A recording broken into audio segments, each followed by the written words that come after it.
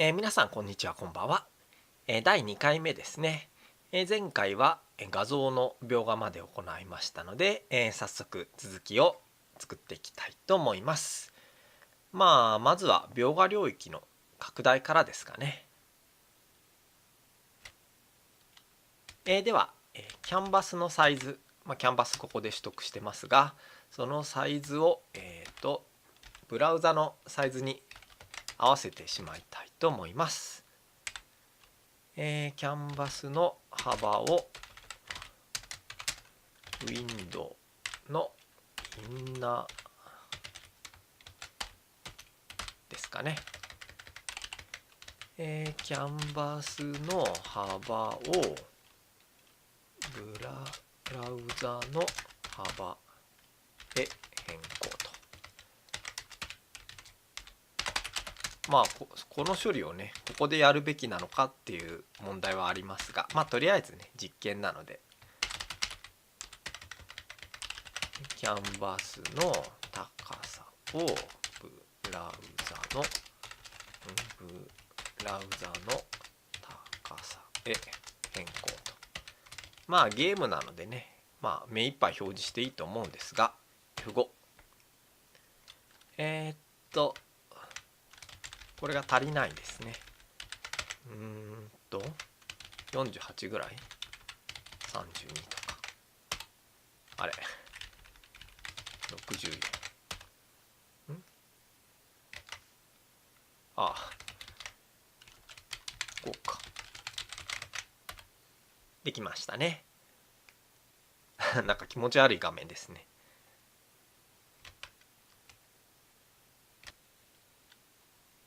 ではちょっとソースを整理しますかね。このタイマーイベントの中にね、どんどん書き加えたらわけわかんなくなりますからね。ここで切れるのかな。でとりあえずペイントっていうか、描画関連は別のところに移したいと思います。これ自体も暫定的なんですが、で F5。あれダメですね。なぜでしょう。CA がないってね。確かにこのキャンバスは両方で使うから5、難しいです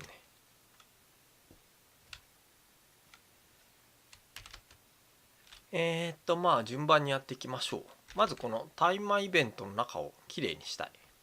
これがキャンバスのサイズを変えてるんですが、マイフレームやる必要は全くない処理ですよね。なのでサイズってやってまた切って、これでタイマーイベントはすっきりしましたね。でここでファンクション、これでちょっとはすっきりするんじゃないでしょうか。ちゃんと出ますね。でそもそもこのキャンバスのサイズを変更する処理をマイフレームやる必要はなくて、だからここじゃなくて、起動した時に一回呼べば良さそうな気もするんですが、ただそうするとここで F5 ってやってその後にこうやった時に対応できないので、その処理ですねが必要ですね。で、最初にイベントの登録ですね。ウィンドウのアットイベントリスナー、こうかな、スペルがあれですが、でリサイズイベントをね登録すればいいんじゃないでしょうか。でファンクションで WM サイズとね、これでいいんじゃないでしょうか。ブラウザサイズ変更時にこれをが呼ばれるよう指示とね、これで動かせば F5、F5 大丈夫ですね。ゲーム中の Windows サイズ可変に対応ということです。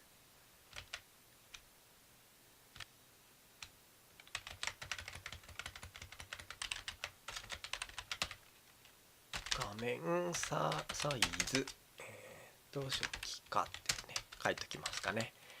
で、今日の作業の本題なんですが、描画処理なんですけれども、今直接描画してますが、一度仮想画面に書いてから描画するようにしたいと思います。なので仮想画面をまず作成します。仮想画面で、仮想画面はオンロード時に作成してしまって、ドキュメント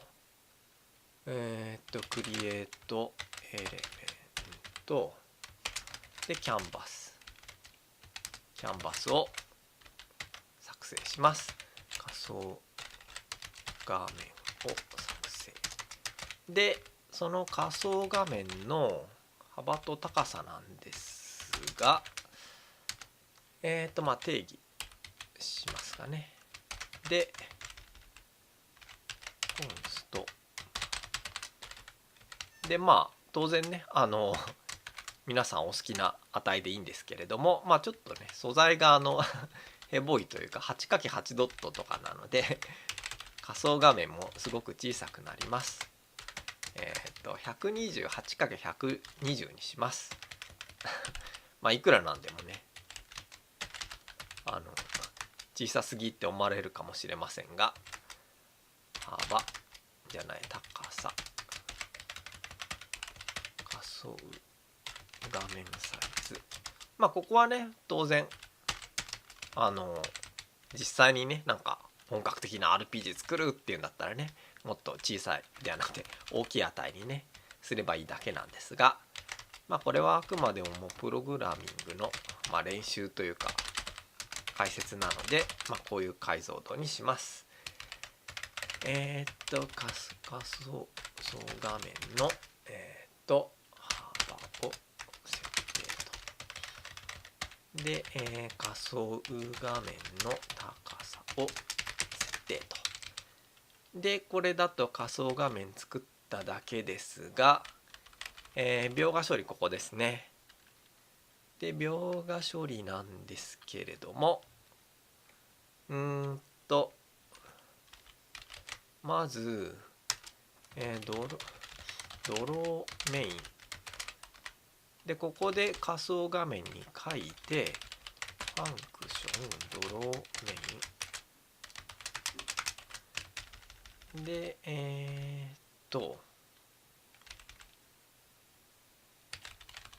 こうか。でこれはこうでじゃないこうか。でここで取得するのが、キャンバスがさっきの仮想画面ですね。 G スクリーン、仮想画面の 2D、2D 描画仮想画面の 2D 描画コンテキストを取得して、それに対して描画をすると。でここでG ドローイメージ、仮想画面の内容を描画すると転送、これで符号、できましたね。でサイズは小さいと。